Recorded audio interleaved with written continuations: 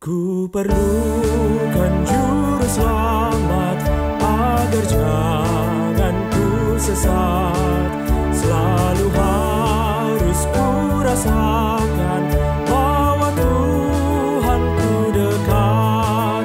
Maka jiwaku tenang, takkan takut dan enggan.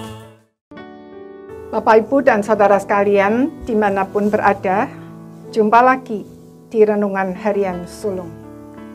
Firman Tuhan akan direnungkan dari Mazmur 1 ayat 1 dan 2 demikian. Berbahagialah orang yang tidak berjalan menurut nasihat orang fasik, yang tidak berdiri di jalan orang berdosa, dan yang tidak duduk dalam kumpulan pencemooh. Tetapi yang kesukaannya ialah Taurat Tuhan, dan merenungkan Taurat itu siang dan malam. Saudara-saudara sekalian, apa yang kau cari dalam hidup ini adalah pertanyaan penting yang harus senantiasa kita tanyakan kepada diri sendiri. Sebab jawab dari pertanyaan tersebut mempengaruhi pilihan-pilihan kita. Walaupun pada dasarnya hanya ada dua pilihan, yaitu jalan hidup orang benar atau jalan hidup orang fasik. Tidak ada alternatif yang lain. Saudara-saudara sekalian, sebagai orang percaya, normalnya kita tentu memilih jalan orang benar.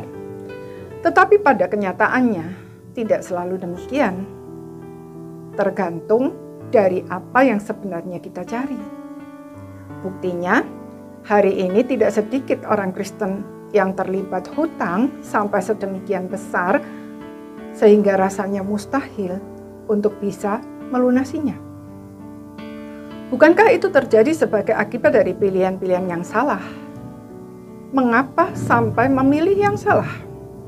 Karena mereka tidak mencari Tuhan, tetapi mencari hal-hal yang dapat memuaskan ambisi pribadi mereka sendiri.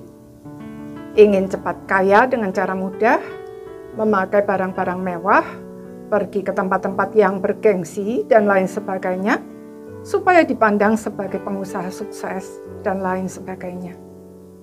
Maka, sadar ataupun tidak, yang mereka pilih adalah jalan orang fasik, bukan jalan orang benar. Pilihan-pilihan yang salah tersebut menyeret mereka secara perlahan-lahan. Menipu sedikit, tidak setia sedikit, dan seterusnya.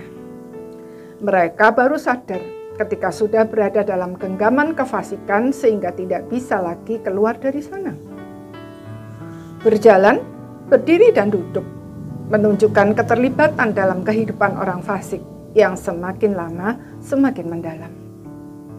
Kenyataan hidup membuktikan bahwa jarang sekali ada orang Kristen yang dengan sengaja menceburkan diri ke dalam jalan orang fasik, tetapi terseret sedikit demi sedikit.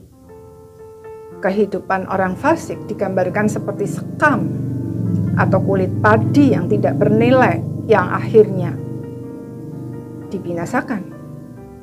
Hanya orang yang sungguh-sungguh mencari Tuhan yang bisa memilih jalan orang benar, sebab orang yang sungguh-sungguh mencari Tuhan merenungkan firman Tuhan siang dan malam.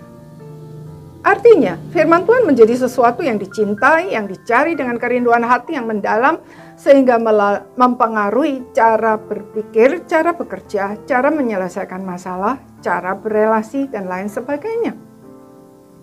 Apapun yang kita lakukan dalam seluruh aspek hidup kita, selalu mencari pimpinan Tuhan melalui firman-Nya dan melakukan dengan ketaatan mutlak, sekalipun menurut kacamata dunia nampak sebagai pilihan yang bodoh. Orang yang demikian digambarkan seperti pohon yang ditanam di tepi aliran air, yang menghasilkan buahnya pada musimnya dan yang tidak layu daunnya. Apa saja yang diperbuatnya berhasil. Pohon yang ditanam berarti ada pemiliknya yang dengan sengaja menanam untuk tujuan tertentu. Bukan pohon liar yang tumbuh begitu saja.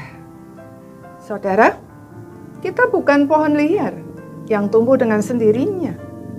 Kita ditanam. Dan Tuhan yang menanam memiliki tujuan khusus bagi hidup kita. Dia menanamnya juga di tempat yang terbaik, yaitu di tepi aliran air. Artinya, walaupun harus mengalami musim kering, tidak akan pernah kekurangan yang terbaik, karena aliran air adalah lambang berkat.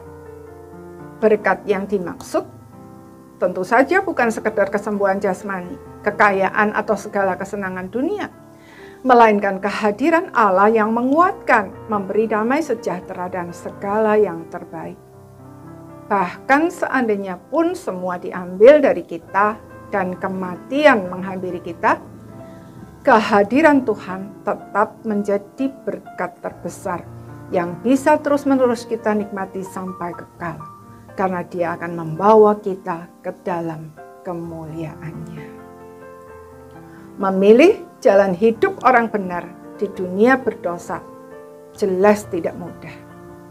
Tetapi hasil akhirnya adalah kehormatan dan kemuliaan kekal.